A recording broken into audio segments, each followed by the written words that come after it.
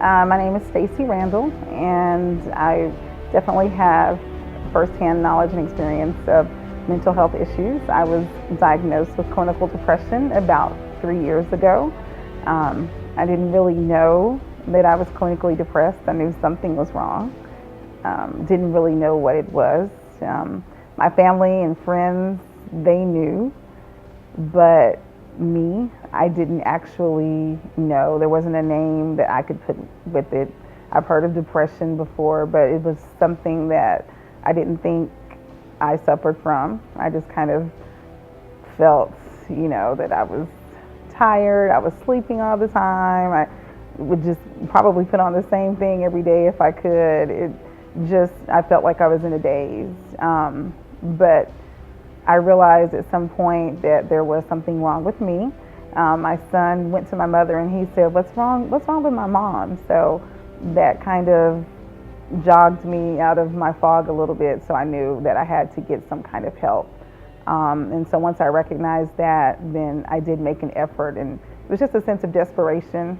I can actually remember that day I went to church one Sunday and I saw Pastor Dobbs Wiggins in the hallway. I'd never met her before.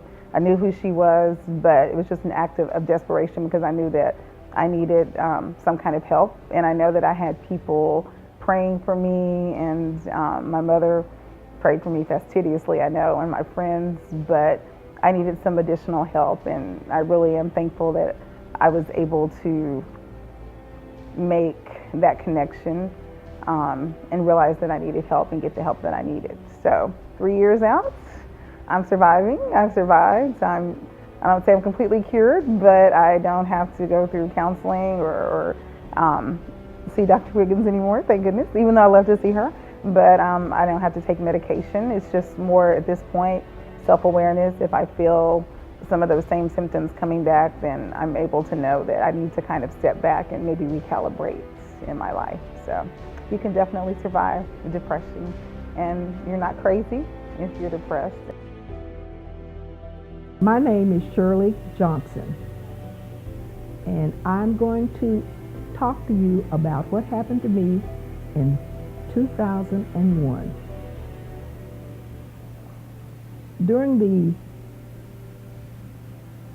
9/11 period, they showed the 9/11 action on a camera in our office, and some of the ladies were hysterical, and I went in to talk to some of them and try to calm them down. I didn't get excited, I didn't get upset, but when I went home that night, I didn't feel comfortable. I didn't feel like myself. I didn't want to watch TV. I didn't talk to my children or my family. I went straight to bed. I didn't eat. Next morning I got up, went to work, and this went on for almost a month.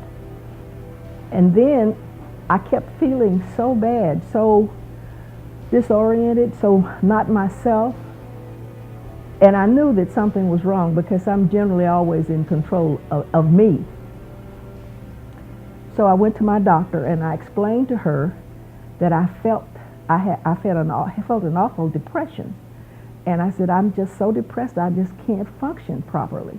And she asked me some things that I had experienced, and I told her, and she said, "Sounds like you are depressed." She said, "I'm going to give you an antidepressant and we'll see how that works." I felt less threatened, but during this period of time, I could get in my car, because I got off work at 6 o'clock.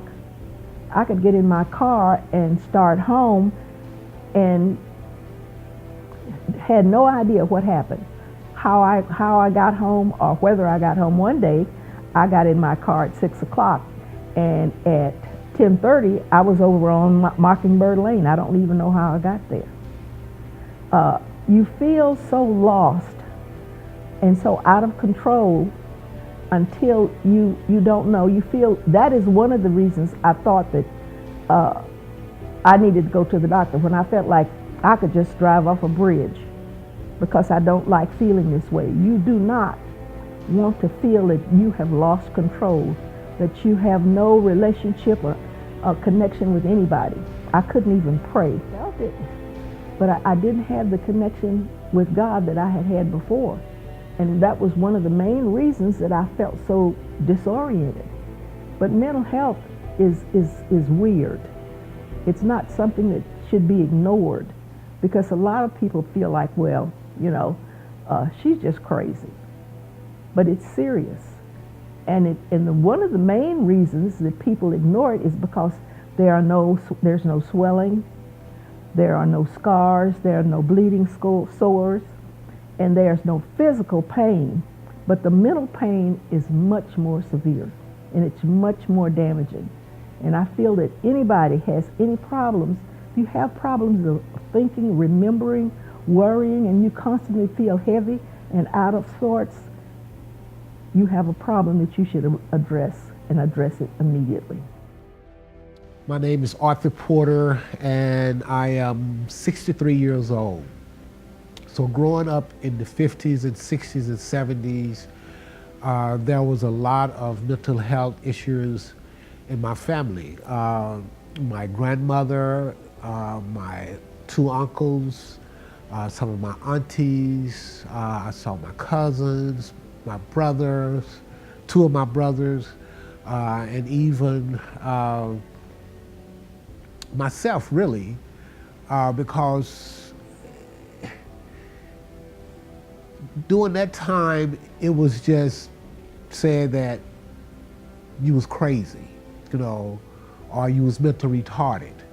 And so we saw this type of mindset in every family. Everybody that we knew, everybody that we grew up with, had this type of mindset. So we was ashamed of our relatives if they had any type of mental issues. And that's even today. I mean, even today people will say pray about it, or they're not going to claim it. Well, it's real. So you claim it or you don't claim it, but what we do is that we, as a community, we take it and we hide it. Give you an example. When my brother, which is 1 year older than I am, when he became a schizophrenic, he was sent to Terrell Mental Hospital in Terrell, Texas. And that's where they used to send everybody, And when people will ask me where was he, I would say he's in California. That was that's what I said, and which I today I regret that I did that. But today we still do that. We still try to hide mental illness, and instead of embracing it and trying to figure out how to deal with it, how to get help for it, we choose to hide it. And my second to the youngest brother, he had a mental problem, and he was killed by a police officer because he had a gun and he discharged it. And he went into my father's apartment and the police came, someone called the police, and he ended up being handcuffed with his hands behind his back. As he laid on the floor, he was shot in the back, and that right there took my family, my whole family, into a deep depression. And it took me 10 years before I could mention my brother's name without crying. 10 years. And my mother, she just passed this past December, and she took that to her grave. Every year around my brother's birthday and around the time that he was killed, she'd go into this deep, deep depression. And I used to, try to tell her, you need to get over it. You know what?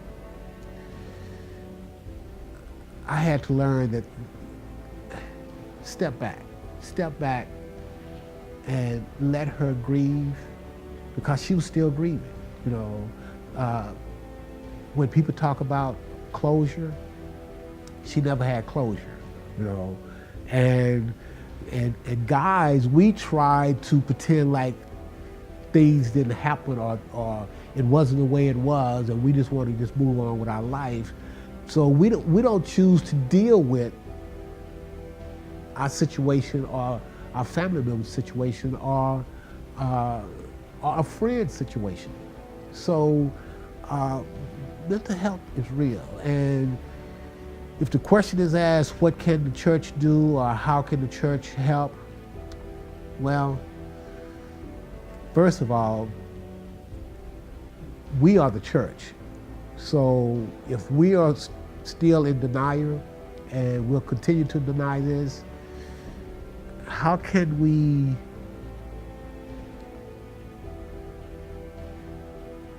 deal with this issue when we are the one that's pushing it under the rug? You know, so we have to first accept it and understand it and deal with it. So if you have any type of mental health issues or your family members or friends, please get help. Please encourage them to get help. Help is out there. My name is Beatrice Neely. I'm a longtime member of St. Luke, and I wanted to share a little bit about my experience with mental health and mental illness. I'm a professional social worker, and obviously through my education I learned a lot about mental illness, treatment, therapies, etc.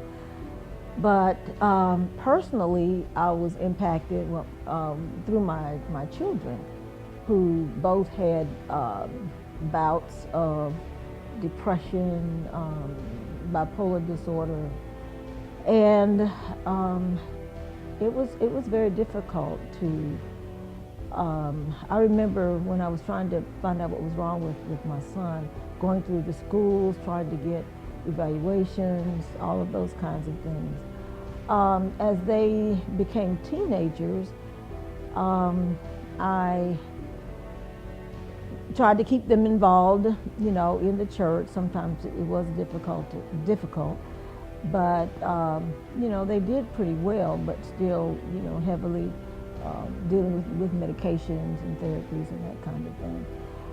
Kind of kept a lot of it hidden, you know, for their own. I suppose that peers probably would not necessarily understand what they were going through.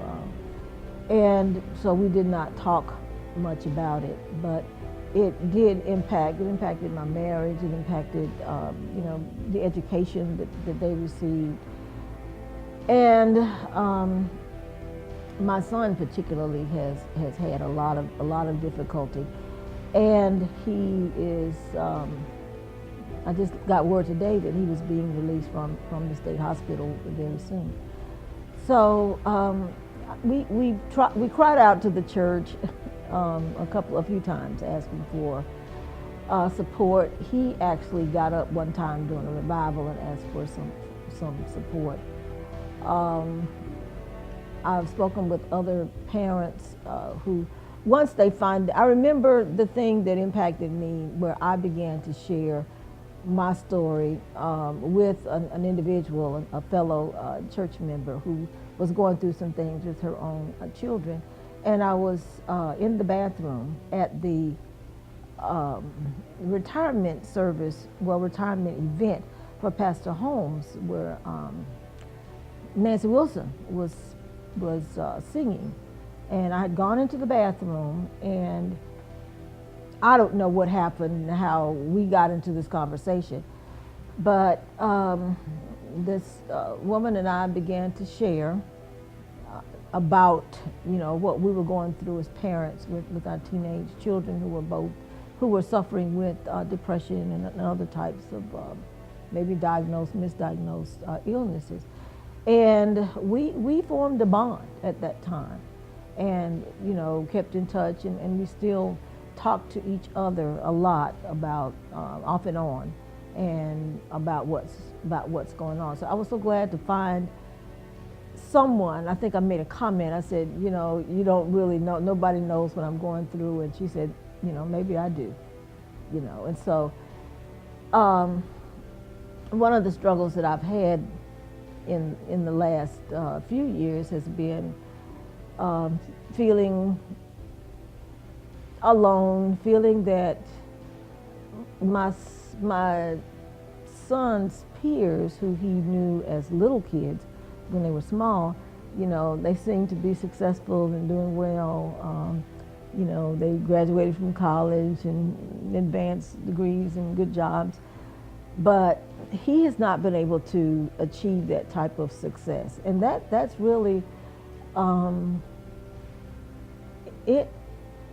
it's hard. It's really hard. And the success that we're able to wrap our minds around, I guess, is the fact that, you know, he takes his medication and he's going to be released from the hospital, and he's, you know, we tried college, but that didn't even last one day. And just all of those things, he used to come to church with me as a teenager, and I remember him getting into a situation where he had an outburst and actually was handcuffed in the hallway at the church, in front of the counting room, handcuffed and taken, and a ticket was written at the church. And so, you know, I think that impacted him in terms of whether he really wanted to, you know, be a part and participate in the church. So he found another church that he would go to occasionally when he was, you know, mentally able to go. So I would say that the church has, at this point, has not, individuals have been very supportive of me, but as an institution or as an organization, I have not found the kind of support that I wish that we had. I feel alone. I feel and actually embarrassed a lot. I mean, actually, and even though my rational social work brain says, you know, people are different, and mental illnesses are certainly illnesses that need to be treated. I know that in my rational mind. I know it in my social work mind. I know all of that. I go to work every day and I talk to people with various mental and physical illnesses, and I'm able to provide services. I'm not a therapist, I'm not a counselor, but I do have the ability to sit and talk with people and try to sort through some of the issues that they're going through.